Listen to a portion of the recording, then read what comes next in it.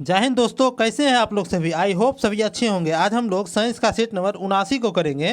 और उससे पहले जो भी चैनल को सब्सक्राइब नहीं किया, चैनल को सब्सक्राइब कर लें तथा अपने दोस्तों में भी शेयर कर दें। और इसका पीडीएफ हमारे टेलीग्राम चैनल नॉलेजेबल पीडीएफ पर अपलोड कर देगा। और टेलीग्राम चैनल का लिंक इस वीडियो के डिस्क्रिप्शन में दे दिया गया। और जो भी पिछला वीडियो नहीं देखे हैं, चैनल की प्लेलिस्ट में जाकर के पिछला वीडियो को देख ले।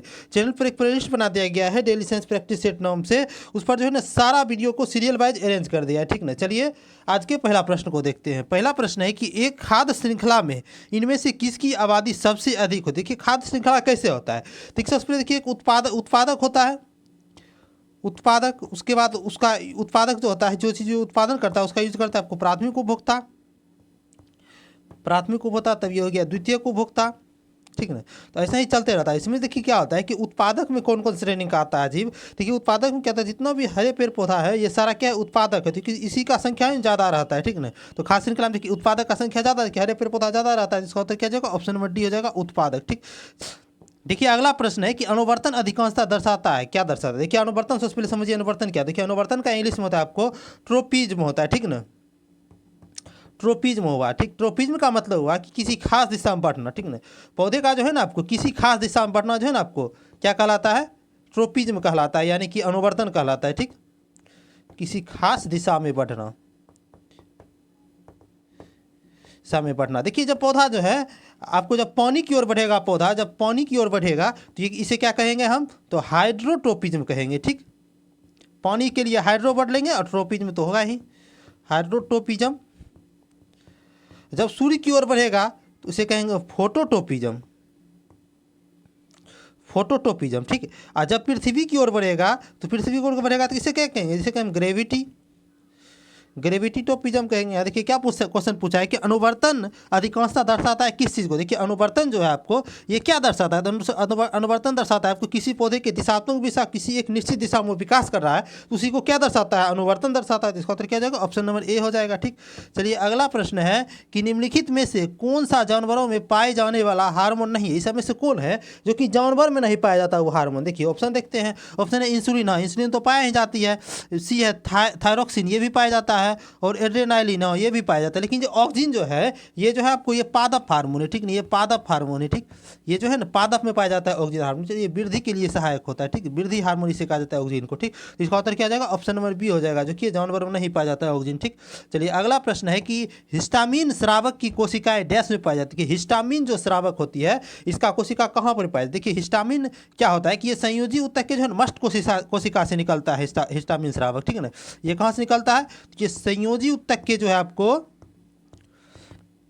संयोजी ऊतक के क्या होगा, ये मस्ट कोशिका से निकलता है। ठीक, मस्ट कोशिका से निकलता है। तो इसका उत्तर क्या हो जाएगा, ऑप्शन नंबर ए हो जाएगा, संयोजी ऊतक। ठीक, चलिए अगला प्रश्न है कि निम्न प्रजातियों में से कौन सी दांत वाले व्हेल के विशालता में। देखिए दांत वाला व्हेल है जो कि सबसे बड़ा है, उसमें विशालतम कौन है। देखिए जो है स्पर्म व्हेल है, इसे ही जो है ना ये दांत वाला व्हेल में सबसे विशालतम। ठीक, दूसरा तरीके हो जाएगा, ऑप्शन नंबर सी हो जाएगा।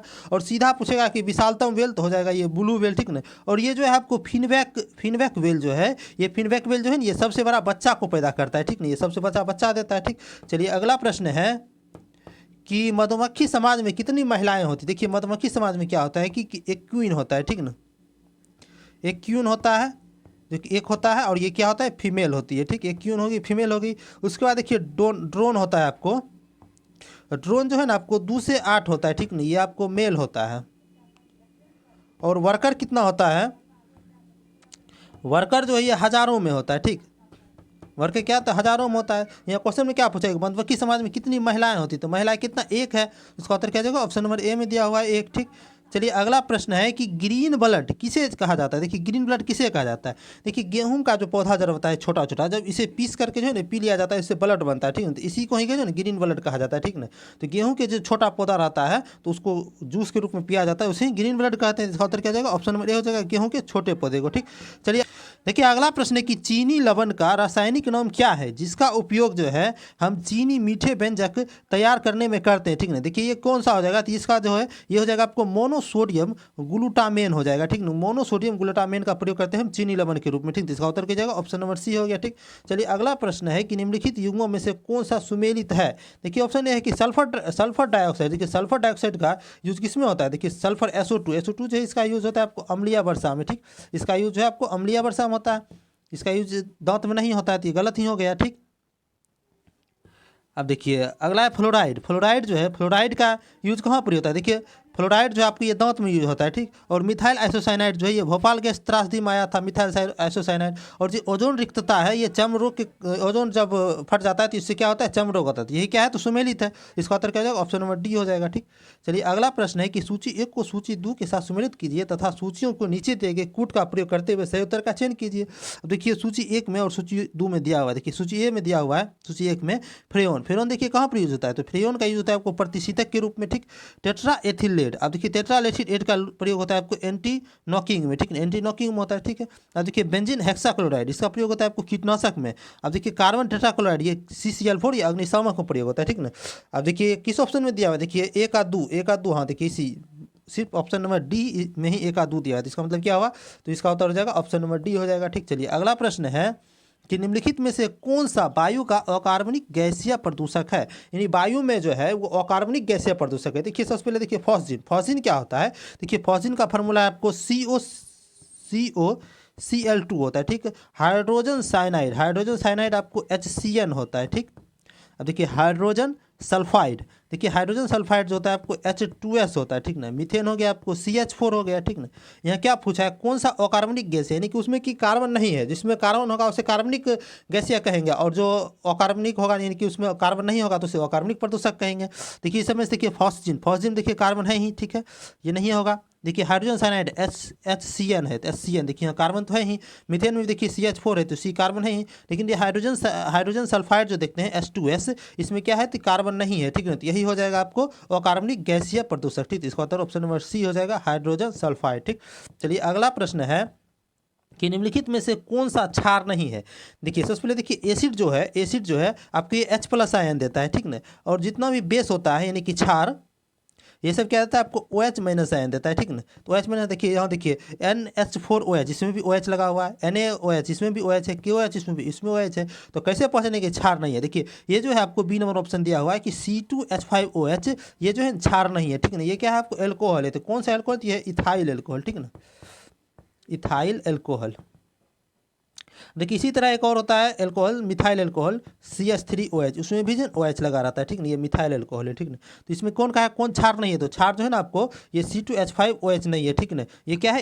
ये वो अल्कोहल है। ठीक ना, ये क्षार नहीं है, ये क्या है? एल्कोहल है। इसका उत्तर क्या हो जाएगा? ऑप्शन नंबर बी हो जाएगा। ये कौन है? तो इथाइल एल्कोहल है। ठीक, चलिए अगला प्रश्न है कि एक ग्रह की त्रिज्या और द्रव्यमान पृथ्वी की त्रिज्या और द्रव्यमान के आधे है, तो इस ग्रह में G का मान क्या होगा? देखिए G बराबर सबसे पहले देखिए फॉर्मूला क्या होता है? G बराबर होता है आपको GM/R² होता है। ठीक, अब देखिए क्या कहा है कि एक ग्रह की त्रिज्या और द्रव्यमान पृथ्वी की त्रिज्या और द्रव्यमान से आधे। देखिए माना कि पृथ्वी की त्रिज्या R है और द्रव्यमान पृथ्वी का M है। ठीक, तो इसमें क्या कहा? एक ग्रह का त्रिज्या और द्रव्यमान पृथ्वी की त्रिज्या और द्रव्यमान का आधे, तो अगला ग्रह जो है R', इसका क्या हो जाएगा? त्रिज्या तो R/2 है, और इसका द्रव्यमान भी क्या है? M/2 है। तो अब देखिए जी निकालते हैं। जी होता है पृथ्वी के लिए 9.8 मीटर पर सेकेंड स्क्वायर। ठीक, अब देखिए इसके लिए देखिए सेकेंड ग्रह जो भी नया दिया है ग्रह क्वेश्चन में, इसके लिए हम जी का मान निकालते हैं। देखिए जी बराबर क्या होगा? जी इंटू एम की जगह क्या लिखेंगे? तो M/2 लिखेंगे, इंटू M/2 हो गया। देखिए R² है, तो नहीं आर जगह क्या लिखेंगे हम? R/2 लिखेंगे, तो R/2 लिखेंगे। ठीक, तो R² और 2 दूनी 4 हो जाएगा, तो 4 ऊपर चलेगा, यानी कि 2 दूनी 4, यानी कितना होगा? ये 2 गुना हो गया, यानी कि 2। देखिए नया G' जो हुआ ये क्या होगा? 2 इंटू GM/R²। ठीक नहीं, मतलब क्या हुआ कि जो है ना पृथ्वी के जो है ना गुरुत्वीय त्वरण उसका दुगुना है, ये इस ग्रह का होगा। तो पृथ्वी का गुरुत्वीय त्वरण कितना होता है? 9.8 मीटर प्रति सेकेंड स्क्वायर होता है, तो इसका दुगुना कर दें कितना आ जाएगा? देखिए 8 16 6 बाकी 1 9 18 19 यानी 19.6 आ जाएगा, 19.6 मीटर प्रति सेकेंड स्क्वायर आ जाएगा। ठीक है, जो कि किस ऑप्शन में दिया? तो ऑप्शन नंबर सी में दिया। ठीक है, इसका उत्तर क्या हो गया? ऑप्शन नंबर सी हो गया। ठीक, चलिए देखिए अगला प्रश्न है कि एक थर्मल फ्लास्क को भली भांति पॉलिश किया जाता है, क्यों? देखिए थर्मल फ्लास्क, ये थर्मस है, देखिए इसके बाहरी पृष्ठ पर कितना है? पॉलिश किया हुआ है। ठीक ना, ये क्यों कहता है? देखिए जब हम देखिए इसमें जब है ठंडी में जब हम चाय बना के इसमें रख देते हैं तो क्या होता है? चाय गर्म ही रह जाता है। ठीक ना, और गर्मी में क्या करते हैं कि इसमें ठंडा पानी रखते हैं तो ठंडा ही रहता है। यानी क्या हुआ है कि जैसा पदार्थ हम उसमें रखें तो उसको वैसा ही रखेगा। ठीक ना, तो ये क्यों करेगा? ये जो है ना आपको बाह्य विकिरण जितना भी होता है इसको ये अवशोषित नहीं करता है। ठीक है, इसको सीधे परावर्तित कर देता है। ठीक ना, तभी जो है ये इसमें जो है जैसा पदार्थ हम रखते हैं वैसा ही रहता है। गर्म रखते हैं तो गर्म ही, और ठंडा रखते हैं तो ठंडा ही रखता है। ठीक ना, तो इसका उत्तर क्या हो जाए कि ये सभी बाह्य विकिरण है उसको परावर्तित कर देता है। ठीक ना, तो इसका उत्तर क्या हो जाएगा? ऑप्शन नंबर डी हो जाएगा। उसको किस प्रकार क्यों इसको कलई किया जाता है, मतलब बढ़िया से पॉलिश क्यों किया जाता है, क्योंकि ये जो है ना बाह्य विकिरण को परावर्तित करने के लिए किया जाता है। ठीक, चलिए अगला प्रश्न है कि इनमें से किसे ऑप्टिकल लेंस नहीं लगा है, तो इसमें से किसमें जो है ऑप्टिकल लेंस नहीं लगा है। ठीक ना, देखिए पेरियोस्कोप है, बी नंबर है टेलीस्कोप, सी है माइक्रोस्कोप, डी है स्टेथोस्कोप। देखिए मतलब क्या कि ऑप्टिकल लेंस लगा हुआ इसमें नहीं है।